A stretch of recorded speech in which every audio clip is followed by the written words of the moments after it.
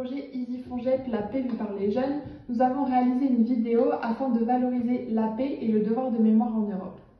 Après la Seconde Guerre mondiale, la question de la paix est au cœur des préoccupations, ce qui amène les États à construire l'Europe. Pour cette vidéo, nous avons eu l'opportunité de nous entretenir avec M. Edgar Castera, ancien président de l'Association nationale des anciens combattants et de la résistance française du Gers, qui a bien voulu nous partager ses récits en tant qu'enfant de résistant. Aussi, nous nous sommes rendus dans un ancien camp de prisonniers à Bugloz. Le devoir de mémoire nous rappelle que la paix en Europe est fragile et nécessite un engagement constant en faveur des valeurs telles que la démocratie, l'état de droit ou les droits des humains.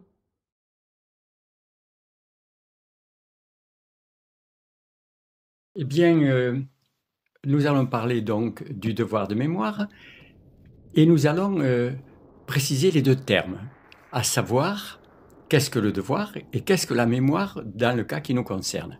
Donc, un devoir, c'est une obligation. Si c'est une obligation, nous sommes tenus à respecter cette obligation. Quand on parle de mémoire, on fait référence à des événements qui sont passés et qui, en particulier, lorsqu'on parle de l'Europe, essentiellement des guerres en Europe et plus particulièrement de la Seconde Guerre mondiale.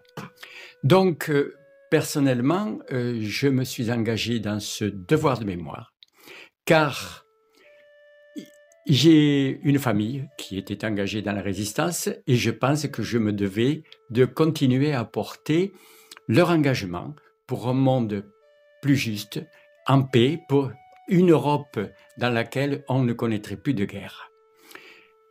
Rappelons-nous que oublier le passé, c'est appeler à le revivre.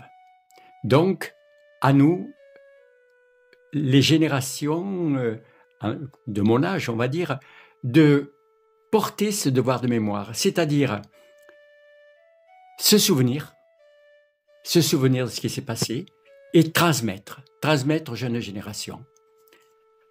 Et est-ce que tu aurais un message à faire passer du coup aux futures générations? Alors, aux futures générations, je leur dirais, les humains sont la seule espèce vivante qui, au cœur de la nuit, ne cesse de croire au matin. C'est une citation de Charles Palan, qui est un rescapé des camps d'extermination. Donc, la Seconde Guerre mondiale, pour la partie qui nous concerne, la Seconde Guerre mondiale a été un moment dans lequel les humains se sont livrés, les nazis, disons, se sont livrés aux pires exactions. Donc, il faut connaître ce passé, il faut le connaître et transmettre cette mémoire aux jeunes générations pour ne plus que cela se reproduise.